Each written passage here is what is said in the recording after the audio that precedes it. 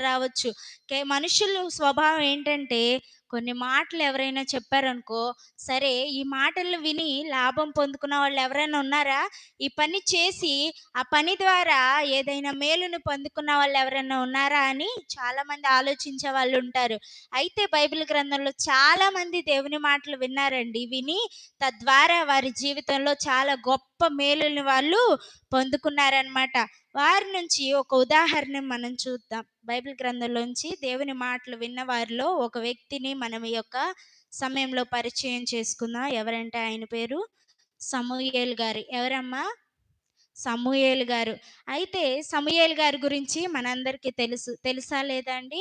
Hannah గారు తన జీవితంలో గొడ్రాలు అనే నిందని అనుభవిస్తున్నప్పుడు దేవుని సన్నిధికి వెళ్ళి తన హృదయాన్ని కుమ్మరించి ఎంతో మనోదుఖము కలిగినదై ఆ యొక్క సన్నిధిలో కన్నీరు విడిచి మత్తురాలై ప్రార్థన చేసిందంట. ఆ యొక్క దైవజనుడే అనుకున్నాడు ఏమని, ఈమె మత్తురాలై ఉందేమో, ఈమె ఏంటి ఇంత బాధగా ప్రార్థన చేస్తుందని చెప్పేసి ఆ దైవజనుడే అనుకున్నాడంట.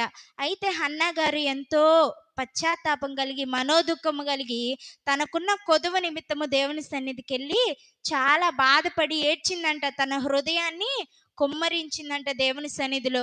ఈనాటి జీవితంలో చాలా మంది కూడా వారి కష్టాల్ని, వారి బాధల్ని ఎవరితో చెప్పుకుంటారు? పక్కవారితోనో లేకపోతే వారి ఇంటి వారితోనో చెప్పుకుంటారు. వారి ద్వారా ఏమైనా మేలు జరిగిద్దా అంటే మనకి అది లేదు. ఏదైనా మన జీవితంలో మార్గాలు తెరవబడాలన్నా, మన జీవితంలో ఏదైనా మేలు జరగాలన్నా అది కేవలము దేవుని ద్వారానే సాధ్యం. అలాగే బైబిల్ గ్రంథంలో హన్నా గారి జీవితంలో కూడా దేవుడు గొప్ప మేలుని చేశాడు.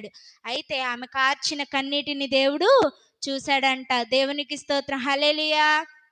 ఈ యొక్క సమయంలో చాలామంది కూడా అనుకుంటారు, నేను కార్చే కన్నీరు మనుషులు చూస్తే సరిపోతుంది. మనుషులు చూచి ఈమె ఎంత ప్రార్థన చేస్తుందో, ఈమె ఎంత కన్నీరు విడుస్తుందో, ఈమె ఎంత భక్తురాలో అనుకుంటే సరిపోదు. కానీ చాలామంది అనుకుంటారు మనుషులు చూస్తే చాలు, మనుషుల వల్ల నీకేదన్నా మేలు జరిగిద్దా అంటే అది ఎన్నటికీ జరగదనమాట. నీవు కార్చే కన్నీరు ఎవరు చూడాలి?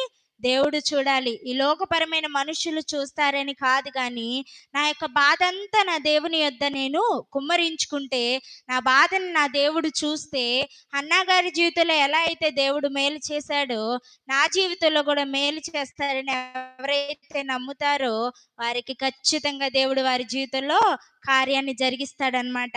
అయితే హన్నా గారు ఏం చేశారు? తన యొక్క బాధ నిమిత్తము దేవుని సన్నిధిలో ఏడ్చి ఒక కుమారుడిని పొందుకున్నాడు. ఆయన పేరు ఏంటండి? సమూయేలు గారు. ఏం పేరమ్మా?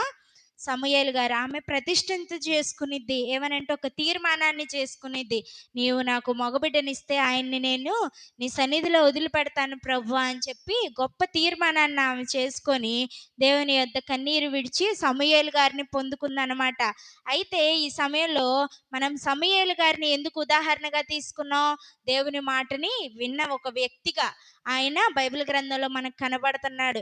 అయితే సమూయేలు గ్రంథంలో మనం చదువుకున్నట్లయితే మొదటి సమూయేలు గ్రంథము, సమూయేలు మొదటి గ్రంథము 3వ అధ్యాయము 10వ వాక్యాన్ని మనం చదువుకుందాం.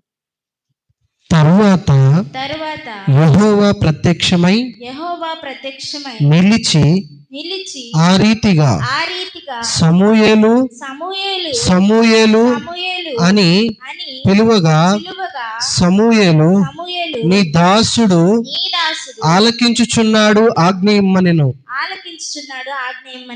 చాలండి. ఇక్కడ ఈ యొక్క వాక్యంలో మనం చూసినట్లయితే దేవుడు ఎవరితో మాట్లాడాడండి? సమూయేలు గారితో మాట్లాడాడు. ఎందుకు? ఆయన బాలుడుగా ఉన్నప్పుడే దేవుడు సమూయేలు గారితో మాట్లాడాడు. ఆయనతోనే ఎందుకు మాట్లాడాడంటే ఆయన వినడానికి సిద్ధంగా ఉన్నాడంట. ఎలా ఉన్నాడమ్మా? వినడానికి సిద్ధంగా ఉన్న వ్యక్తిగా బైబిల్ గ్రంథంలో మనం చూస్తున్నాం. ఈనాటి క్రైస్తవులు కూడా చాలామంది ఏదో నామకార్థంగా వింటే సరిపోతుందిలే, దేవుని మాటలు నామకార్థంగా విని వదిలేస్తే సరిపోతుందిలే అనుకున్న వారితో దేవుడు ఎప్పటికీ మాట్లాడాడు. కానీ నీ యొక్క హృదయాన్ని, నీ మనస్సుని, నీ యొక్క మైండ్ని ఎప్పటికప్పుడు సిద్ధంగా ఉంచుకోవాలన్నమాట. ఈనాడు దేవుడు నాతో ఏం మాట్లాడతాడు? ఈరోజు దేవుడు దైవజనుల ద్వారా ఏమి మాట్లాడతాడు? దర్శనాల ద్వారా నాతో ఏం మాట్లాడతాడు?